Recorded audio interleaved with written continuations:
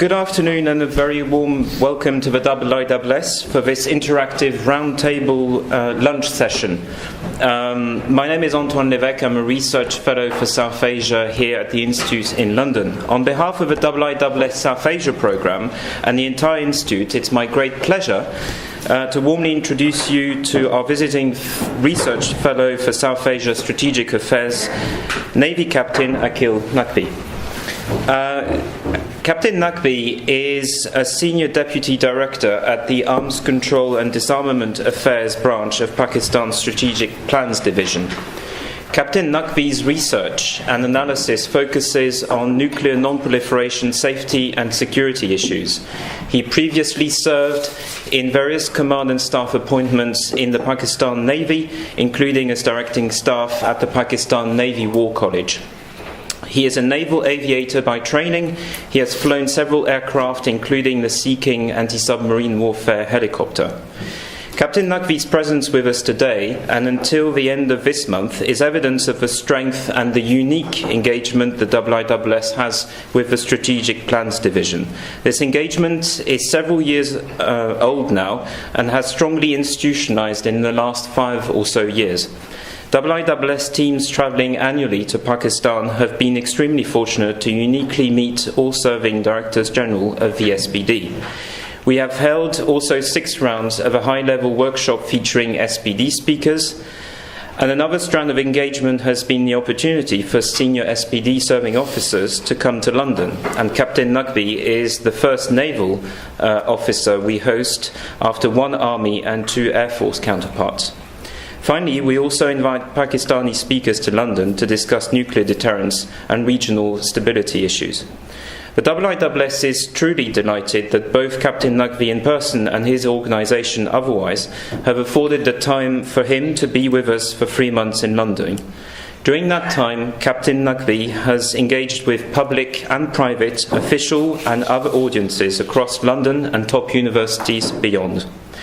Before he publishes his takeaway from most conversations with the IISS, Captain Aqeel has agreed to speak on the record about those in a conversation with us today, anchored around the theme of nuclearisation of the Indian Ocean. Some of you will have heard him speak to this very topic at Arundel House upon his arrival in London a few months ago. But the benefit of today's session for both you and him will be to measure how much his thinking may have evolved since October. Another test of Pakistan's Nasser missile earlier this morning, London time, is also a reminder of the importance and the relevance of nuclear deterrence and stability issues in South Asia for regional and global security, and also evidence of the timeliness of this meeting. Captain Naqvi will speak for 15 or so minutes, following which we will have time for a lengthy discussion. I want to insist on the interactive character of this conversation and invite all of you to take part in this conversation. This entire session is on the record, so I hope you'll feel like it provides you sufficient opportunity to come into the discussion and ensure that it runs its natural course. Captain Naqvi, welcome again, and the floor is yours. Thank you very much, Antoine, for introducing me to the audience. It is an honor to be at such a prestigious institution. I'm thankful to IISS for affording me this opportunity to talk to this forum. I'm also thankful to Rahul, Antoine and Viraj to make my presence here more rewarding and useful. And before start, I consider it appropriate to mention that views expressed here are my individual and does not belong to any institution. My talk on the subject is timely and relevant, as only 2 months ago India operationalized its second strike capability with the first deterrent patrol of IISS Arihant. India considers that its nuclear triad would contribute to peace and stability, but I differ and argue that its geostrategic and operational imperatives and ambiguities in Indian nuclear doctrine makes the nuclear submarine force a strain on deterrence stability in South Asia. Before highlighting some of the factors affecting deterrence and crisis stability in South Asia, I will briefly touch upon South Asian security environment, especially Pakistan-India deterrence relationship, development of Indian submarine force and Pakistan response to these developments. Then I'll present 6 factors affecting deterrence and crisis stability in South Asia. South Asian security environment. The South Asian nuclear landscape is characterized by deep-rooted and decades-old hostile relationship between two nuclear-armed states, which has been further deteriorated due to lack of communication during last several years. Antagonism between India and Pakistan, spread over almost 7 decades, continue to present a predominant security challenge to the stability of this region. 3 years after dismemberment of Pakistan, the peaceful nuclear explosion in 1974 permanently altered Pakistan's security dynamics. Despite grave security threats, Pakistan made sincere efforts to keep South Asia free of nuclear weapons, but these efforts have been overtaken by time. In 1974, Pakistan sponsored a resolution at UNGA to establish nuclear weapon-free zone in South Asia and continue to sponsor that resolution for next 20 years. Pakistan also offered several bilateral proposals to India to prevent nuclearization of South Asia, such as jointly renouncing production, manufacture and acquisition of nuclear weapons in 1978, simultaneous accession to the NPT and simultaneous acceptance of IAEA full-scope safeguards in 1979, and bilateral nuclear test ban treaty in 1987. Ironically, all these proposals were rejected by our eastern neighbor. The 1998 nuclear explosions, coupled with India's significant advantage in conventional land, air and naval domains, forced Pakistan to rely on a nuclear deterrent to make it up for conventional disadvantage. Though Pakistan reluctantly responded to Indian nuclear explosions in 1998, but did not relent on its efforts to maintain stability in South Asia.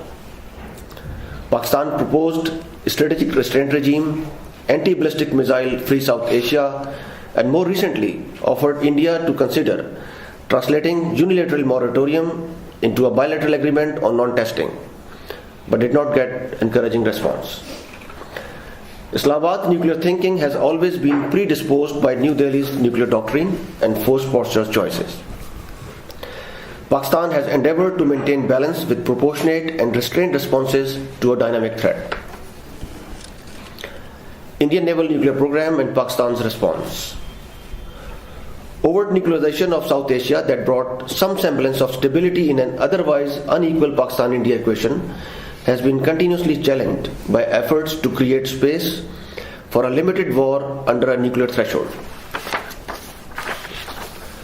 Furthermore, projected asymmetries of the conventional forces, fissile material stockpiles, induction of BMD systems, and development of ballistic, missile, nuclear submarines are some of the destabilizing developments in South Asia.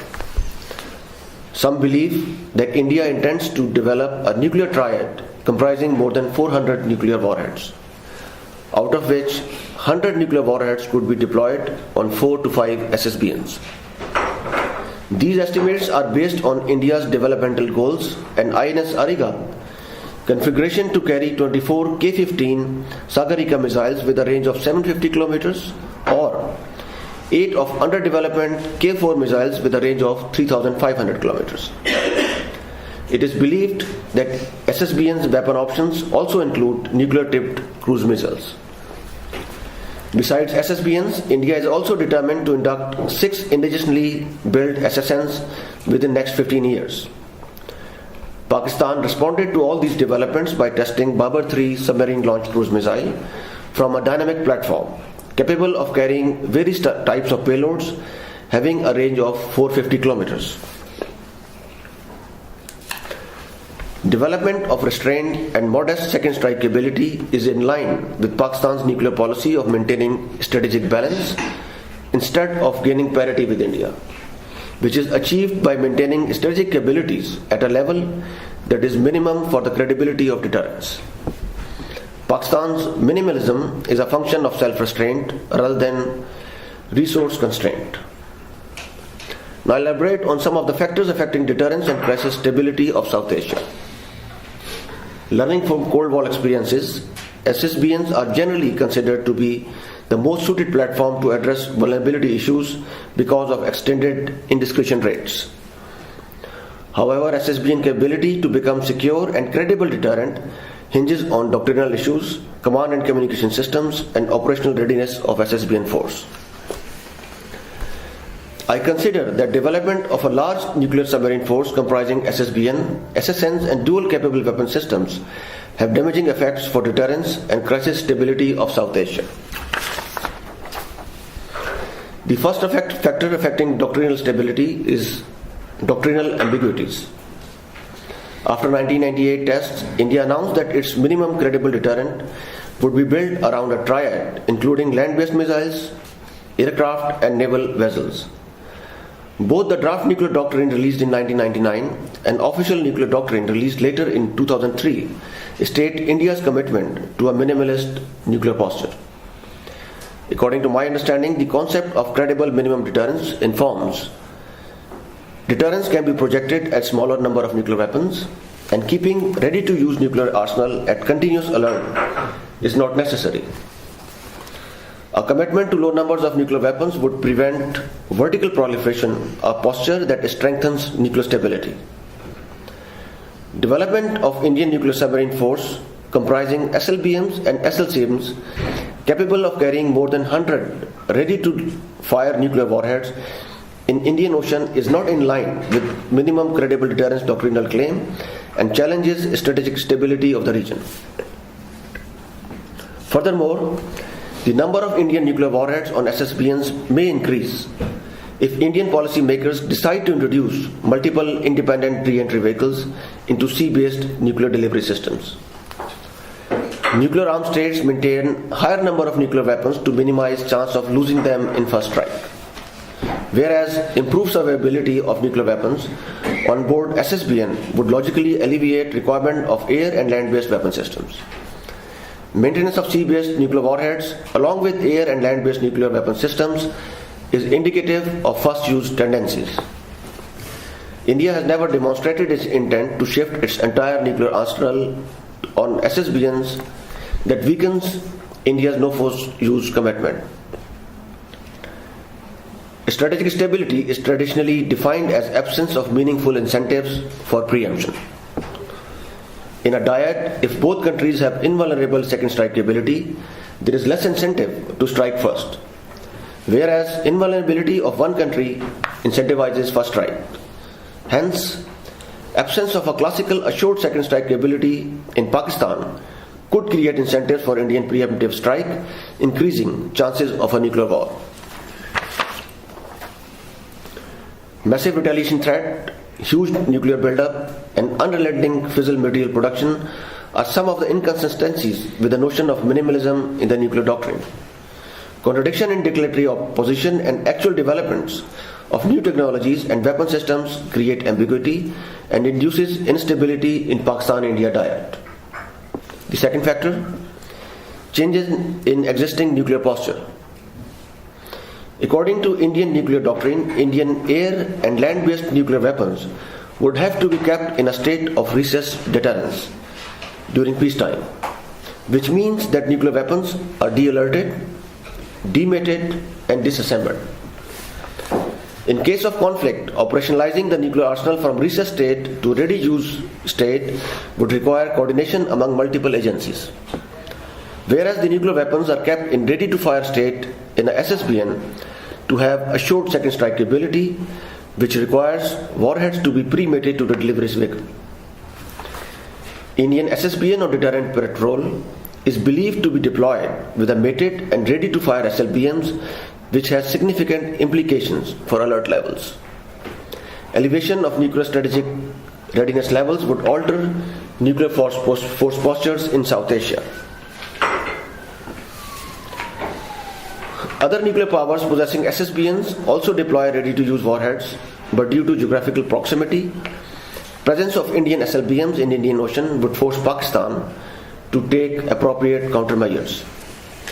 Indian SSBNs would not only increase size of Indian nuclear arsenal, but also its readiness levels, which would make India's declaratory credible minimum deterrence policy practically meaningless. Third factor, operational readiness and maintenance issues of Indian SSBNs.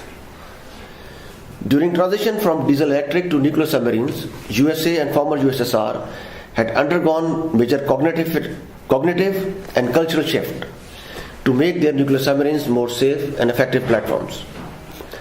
Maintenance and safety record of Indian submarine force is troubled with lingering serviceability issues and host of accidents, such as sinking of INS Sindhurakshak during an armament handling, flooding of INS Arihant due to a human error, and blowing off a hatch during hydropressure test on INS Arihant. Furthermore, Indian submarine design and nuclear reactor makes its submarines noisier and more susceptible to detection. All these factors would contribute to SSBN vulnerability, which may put escalatory pressure on commander of a submarine equipped with ready-to-use nuclear weapons, thus straining strategic stability in South Asia. Now, some of the factors affecting crisis stability. The first factor, dual-use capable weapon systems. Apart from implications of SSBN on strategic stability of the region, inherent attributes of the oceans are likely to further complicate the problem. Indian Ocean is the only medium where Indian and Pakistan's nuclear platforms are likely to come across in future. Difficulty in ascertaining intentions and capability of dual capable weapon systems operating at close ranges would exacerbate chances of conflict. During crisis, any Indian platform equipped with a dual capable cruise missiles would have to be considered as a nuclear threat, even if these missiles were only carrying conventional warheads. There would be an increasing risk of escalation from a conventional to a nuclear conflict in case of an unintentional attack on a nuclear capable platform while aiming for conventional naval vessel. Second factor, pre-delegation of launch authority. Cold War policy makers were confronted with always-never dilemma, as nuclear weapons were always expected to be ready for use, but never expected to be launched accidentally or without proper authorization. Any measure to strengthen always side of dilemma weakened never side and vice versa.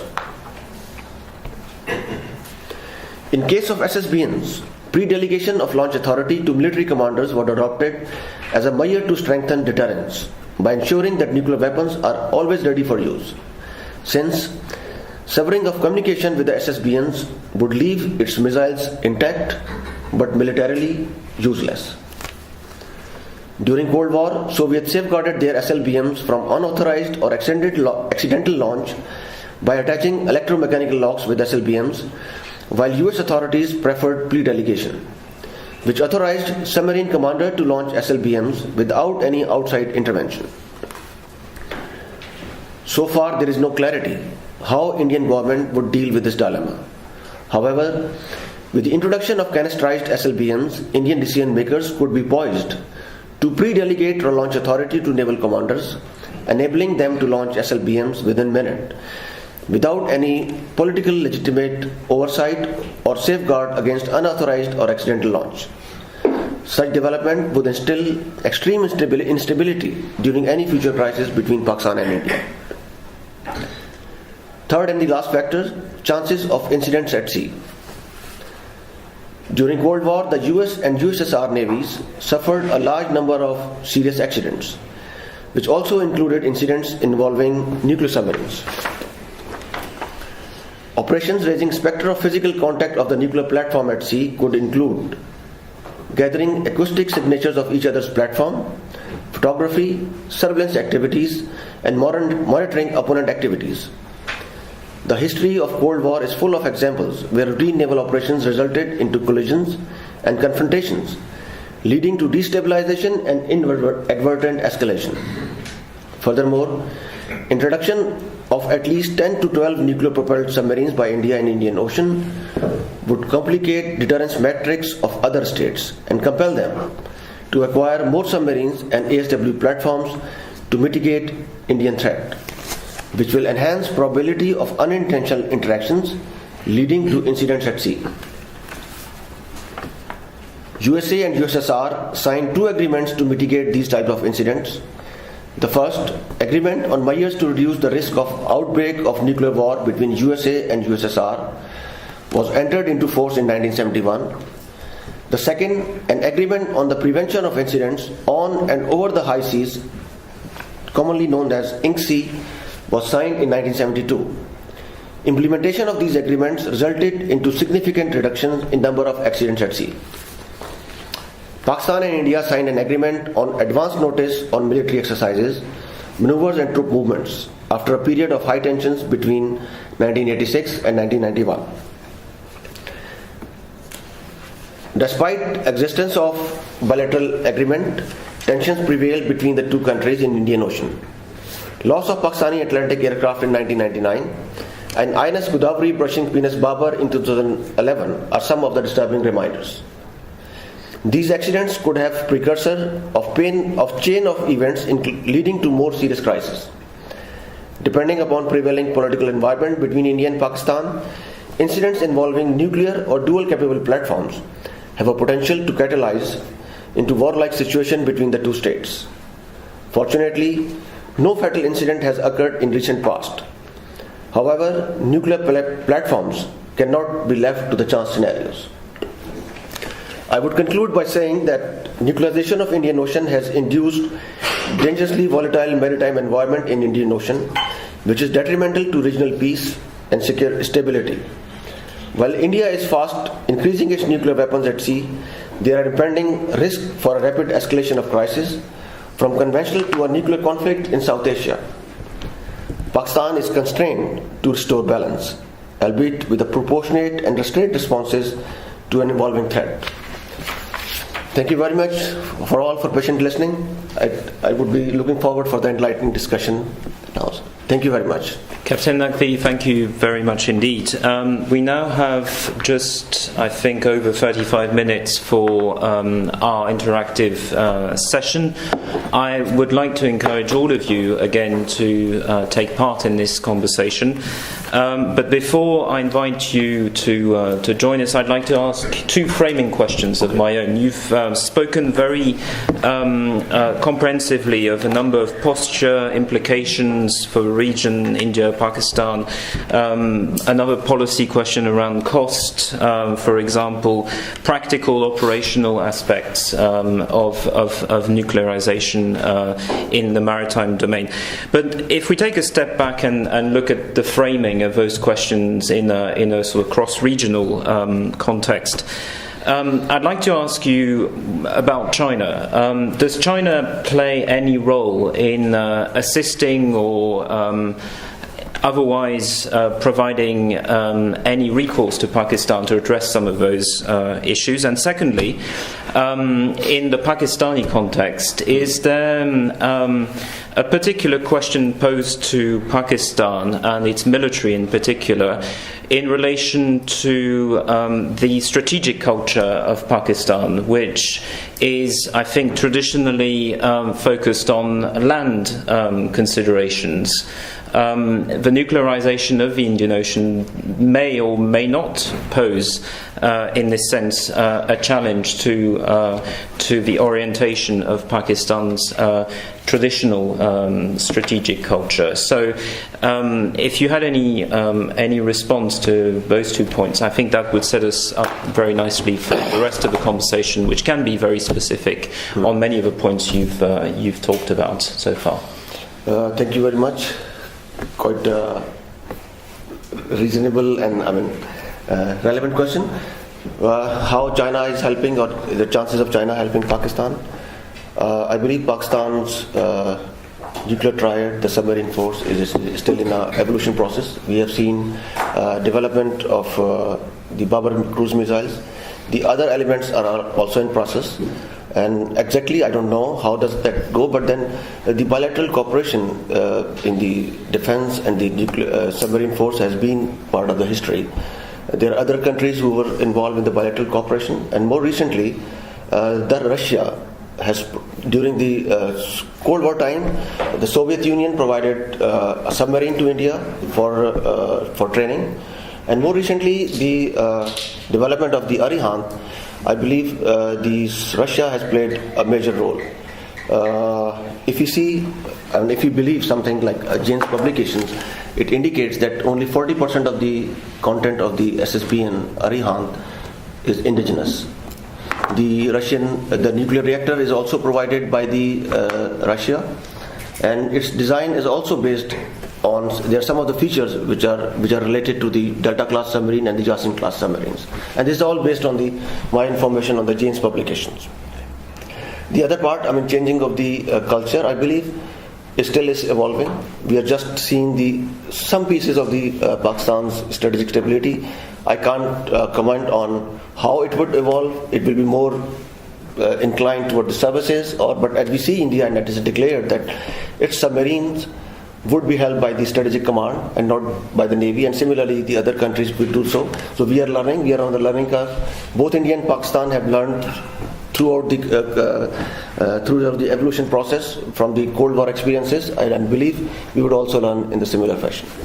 Thank you. The first person to catch my eye was Commodore Saxena from the Indian High Commission. Sir.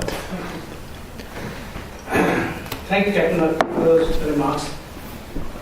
Evidently, you've studied Indian doctrine more than I have. So, in the interest of full disclosure, I must say that I'm Commodore Saxena, the Naval Advisor at the Indian High Commission. My views are my own. They are maybe those of my government, or my High Commission, or my Navy. And I have never been involved in any strategic project.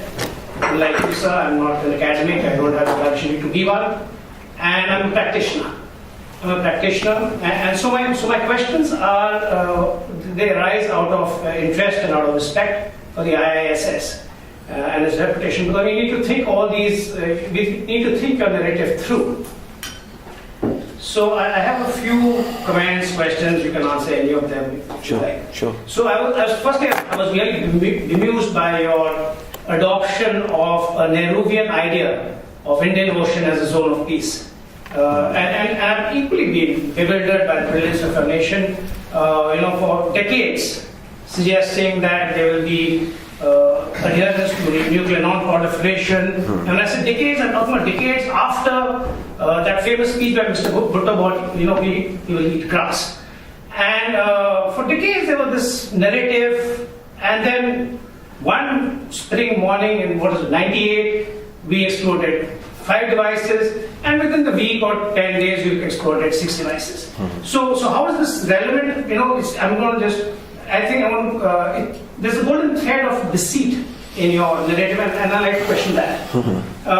Putting nuclear weapons to sea is, I would argue, what responsible nations do. For example, the United Kingdom, this year, 50 years of continued at-sea deterrence.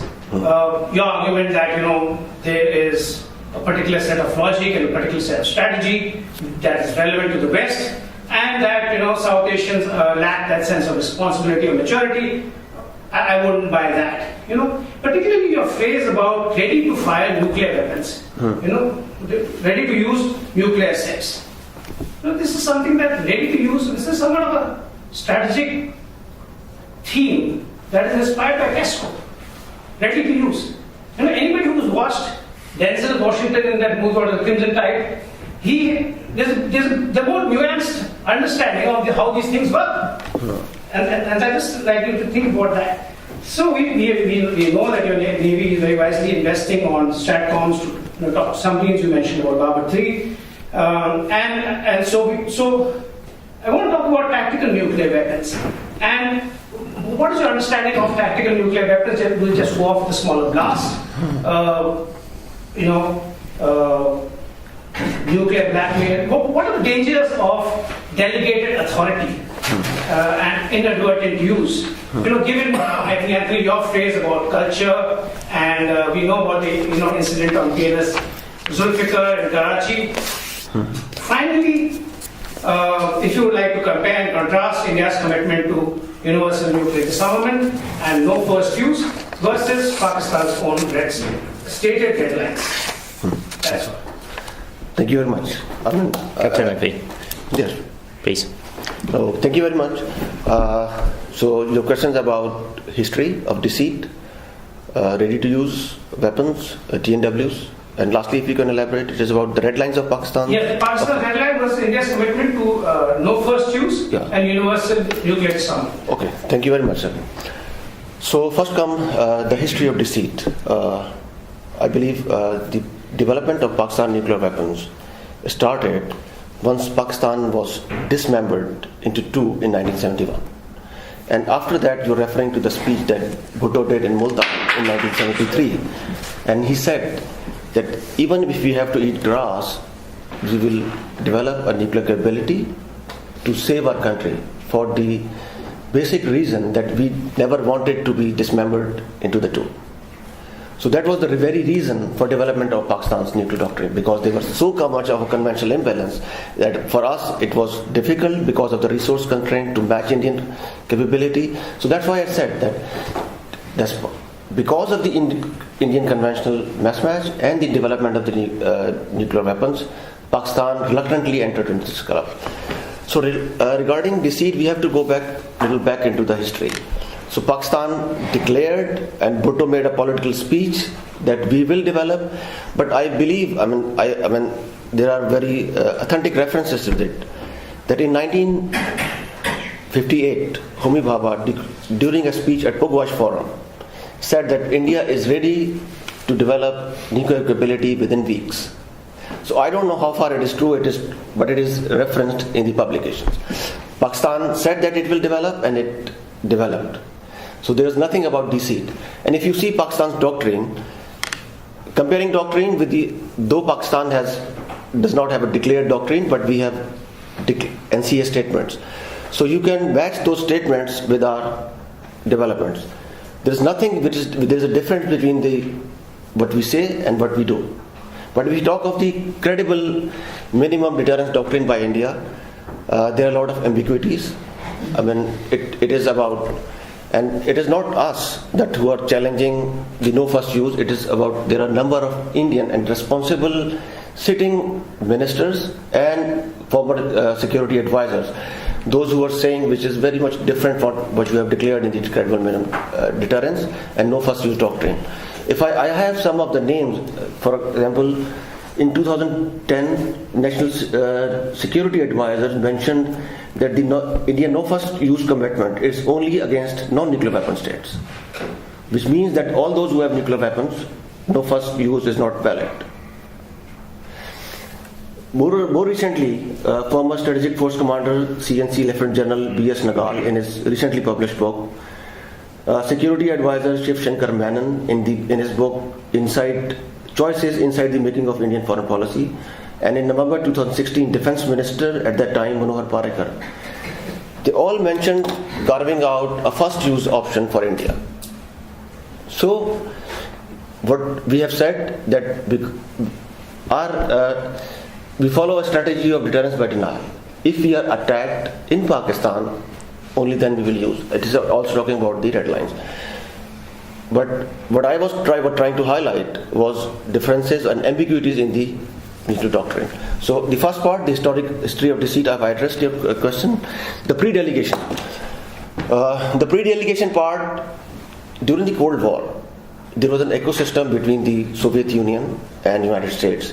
Once they were developing the ready-to-use nuclear weapons, they were still talking to each other. They were signing some conventions, assuring each other, there was some transparency, they was talking to each other, and there was restraint. But that is not the case in Pakistan and India. We are not talking for so many years. I believe we last talked on this issue in 2012, and there is a continuous denial from the Indian side on top. What I'm trying to highlight, there are some dangerous developments happening in the Indian Ocean, and there is a need to talk to each other. So TNW, if you allow me, I can have some water. So regarding the TNW, Pakistan did not develop TNW out of nothing. So there was a cold start doctrine which India continuously denied for 10 years, but we were continuously informing the world that there is a cold start doctrine happening in the neighborhood.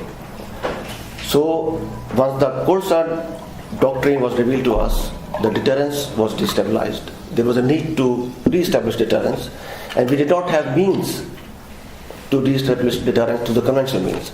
So that is the reason that Nasr was developed. It is a short-range weapon, which is only to deter India from the conventional attack on Pakistan. Does that answer your question, sir? Thank you, Captain.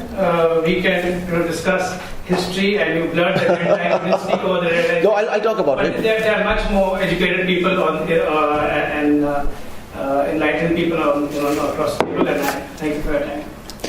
Thank you. Dr. Ladwig. Thank you so much, Captain. Walter Ladwig. I'm with King's College just across the way.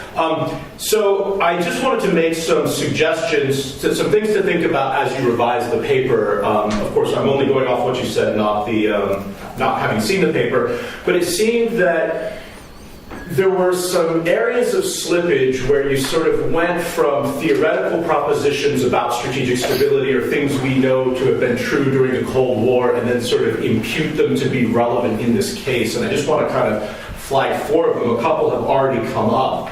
The first is, the ready-to-fire pre-mated issue. We do have evidence in the open source that is not at all Strategic Force Command's plan, that the missiles will only be mated and put onto boats in a crisis situation, that India is looking more towards a bastion strategy for the SSBNs, not having continuous deterrent patrols. If you have different evidence, if you know that to be incorrect, it would be really valuable to highlight that. But so I don't think the ready-to-fire phrase is super helpful. It may have been the case that other states pursued that, but we don't have evidence with India. Likewise on the pre-delegation, right? As far as we know, the political leadership is super paranoid about releasing control and is willing to accept a boat or missiles being lost or being non-usable rather than pre-delegate authority. And again, the details are not public, but there have been repeated statements and scholars have reported the fact that Strategic Forces Command said they have procedures in place and they acknowledge that they're willing to take the risk that a boat gets preempted rather than let a local captain have authority. So I would suggest looking into that. The third issue is on the dual use, and you did sort of mention this in the response to the question. These boats are not intended to be under the control of the Navy. They are going to be under Strategic Forces Command's control. And again, the public statements are that these will not be deployed or co-located with, co-deployed with conventional forces. So of course, the Indian Ocean is a small place. Things may bump into each other, but I think there's a reduced risk of the dual use or dual capability confusion in this situation that you sort of highlight. And then the last thing to think about is, and again, China came up briefly, this has all been framed in terms of India-Pakistan, but it's not a nuclear dyad in South Asia. It's at a minimum a triangle, China, India to Pakistan, where as much of what India is doing is driven by concerns about China rather than Pakistan. And if you wanted to extend it, it needed to be a chain because, of course, China is looking to the U.S., not to India. So China is reacting to China is looking to the U.S. and reacting to the U.S. India is reacting to its asymmetries versus China. And then, of course, Pakistan is looking at India. So, it's great to talk about bilateral solutions, but this is going to have to be a much more multilateral effort, I would think. So, over to you. Yeah. Thank you very much. Very relevant questions. Bastion strategy first, and ready use of lot of weapons. The Soviets adopted the Bastion strategy once their missiles were able to reach continental US. Only then. Before that, they were deployed at sea. So, if you see the Indian missile, and I read an article published by Arun Prakash, Indian Admiral, Indian Naval Chief, that if the Indians deploy at the northmost point of the Bay of Bengal as a bastion, they would not be able to reach Islamabad, which is 2,500 kilometers. Beijing is 4,000 kilometers. Shanghai is almost 4,000 kilometers. So I don't think so in the near future, if they have to deploy on a continuous sea deterrence patrol, their missiles would be able to reach any of the country which they are intended to, even at this bastion, if they follow the bastion strategy. So there will be time, and according to the Indian Naval Chief Arun Prakash, he says that India will need at least 50 to 60 years to develop a credible SSBN force.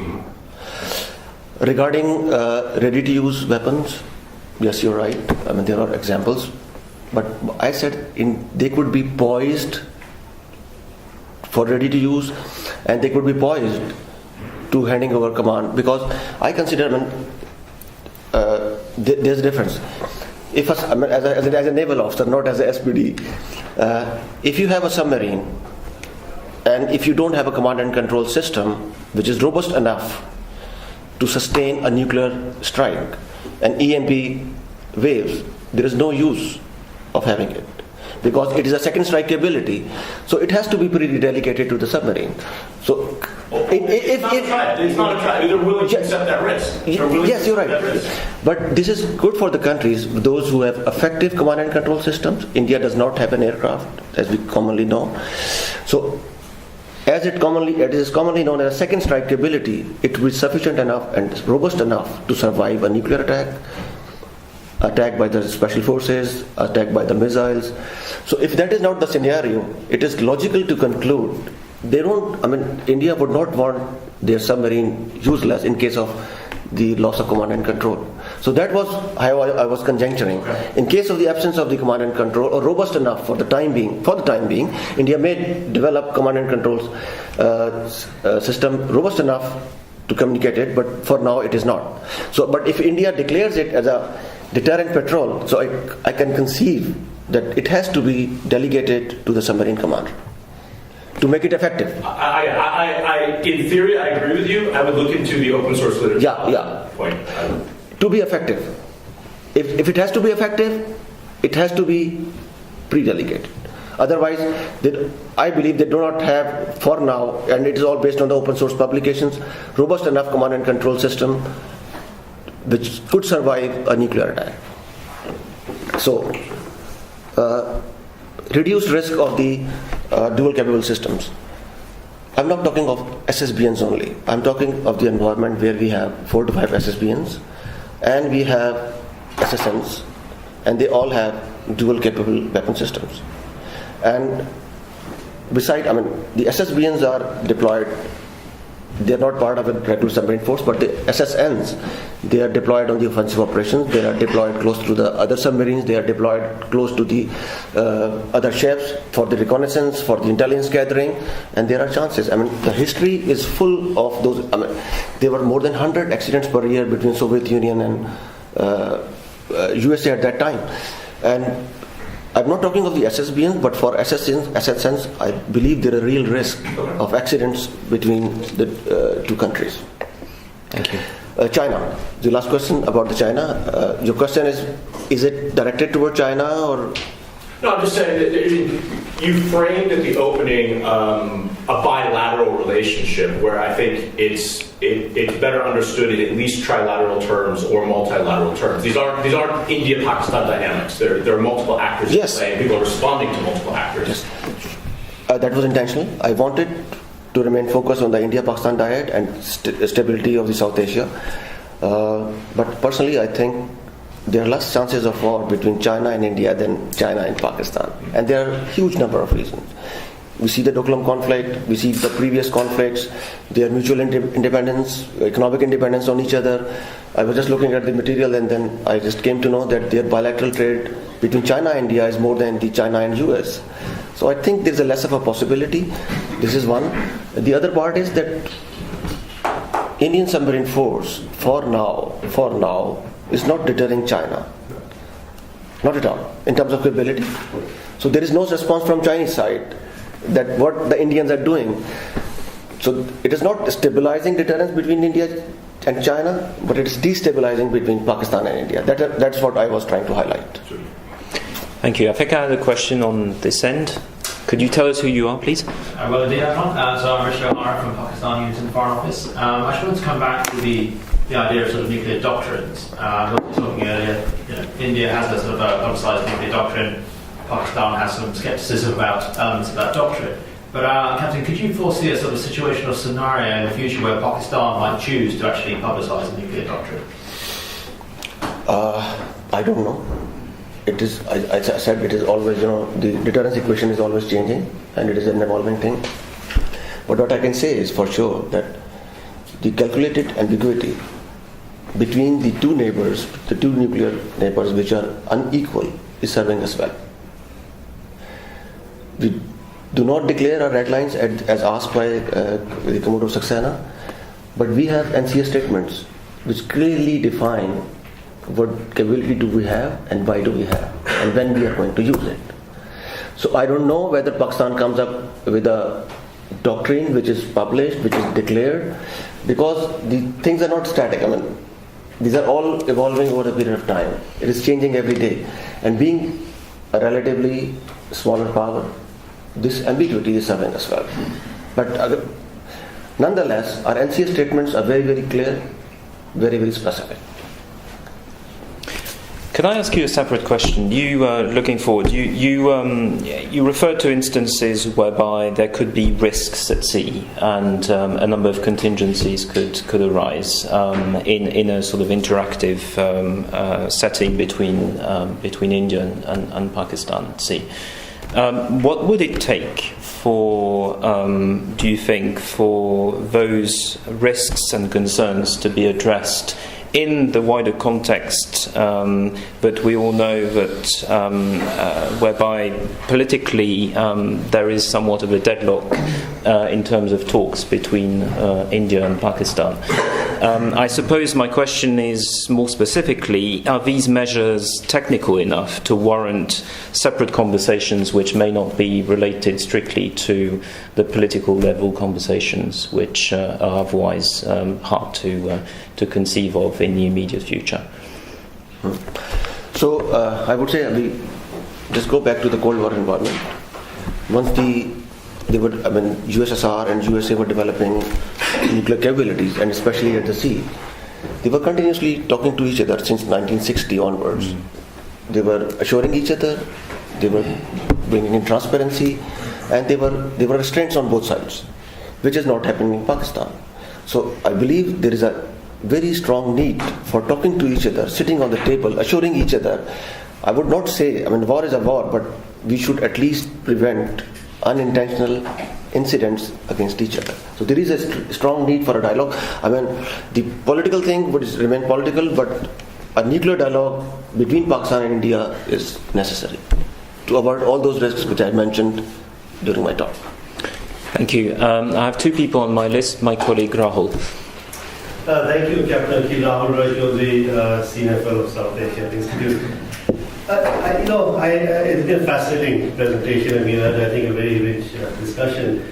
The core, I think, of what you've said and the strong points that you made rests, I think, as far as I understand, on one key sentence that I have written down, which is the nuclear submarine and other nuclear weapon capabilities of India provides incentives for India for a preemptive strike against Pakistan. I just want to look at that sentence, and I've in the last few months I've often asked myself, what is the scenario? What are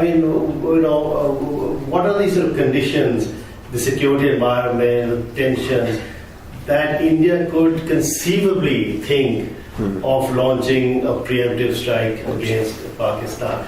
I've read the literature, the controversy, as you know better than I do, on people who talk about India's preemptive options. There's a new paper coming out that better targeting, counter-force targeting by India provides that incentive, etc.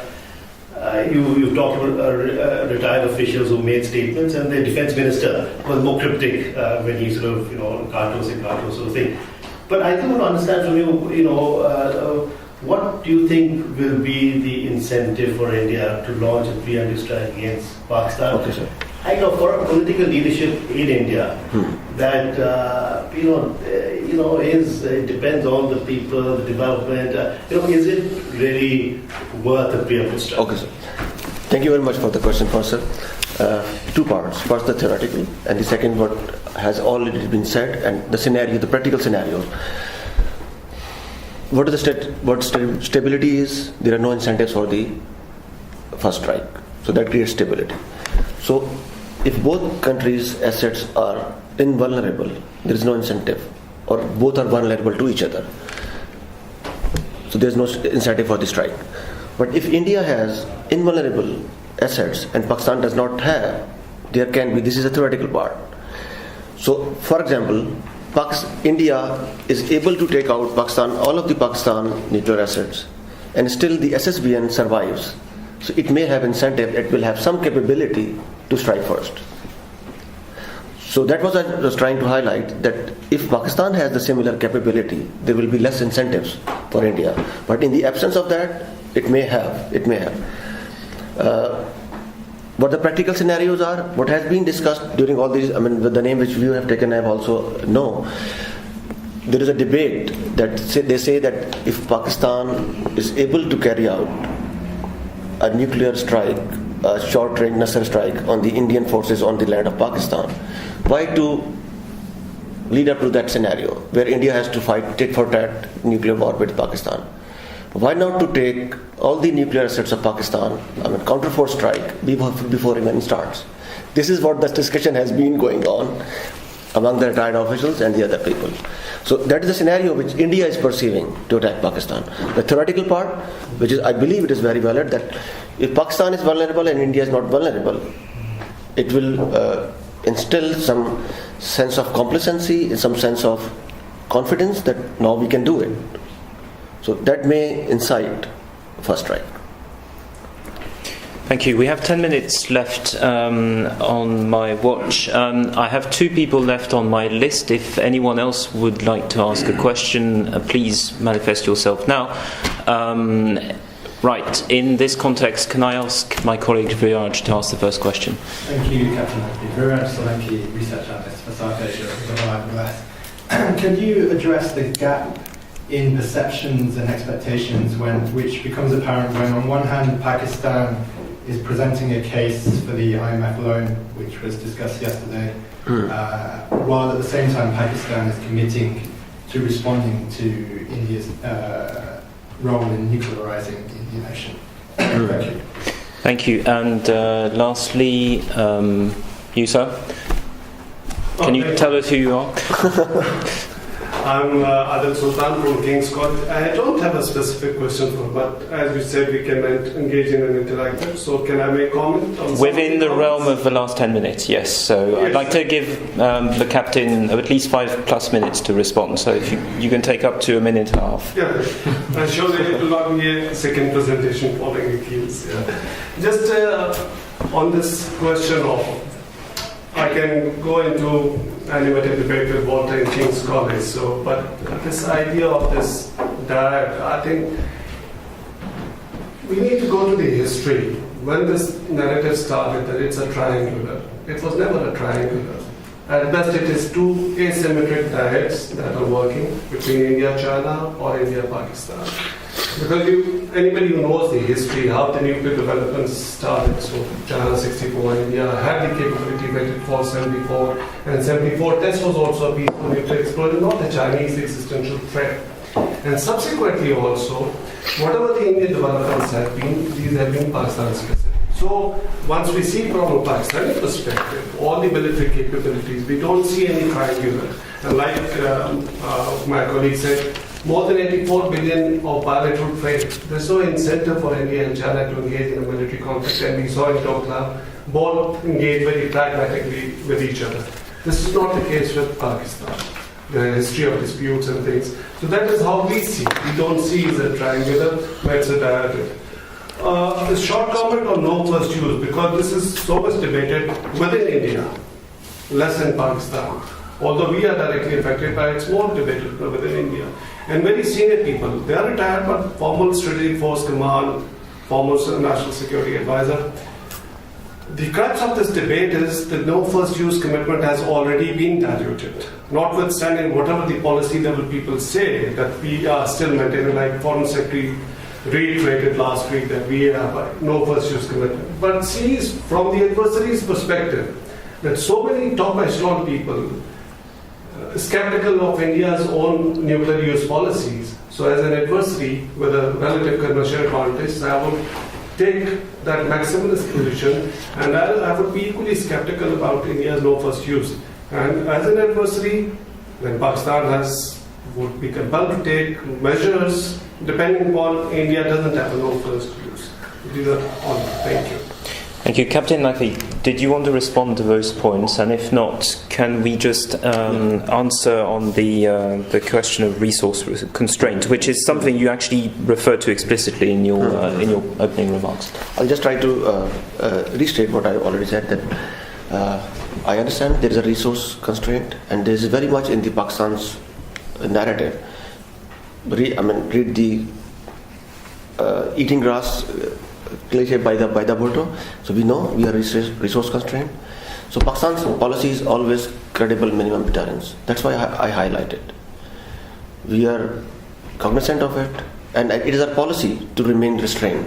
So if we see the current development in the Indian Ocean, it is 4 to 5 SSBNs and 6 SSNs. But we have responded to 1 cruise missile, which is nuclear capable.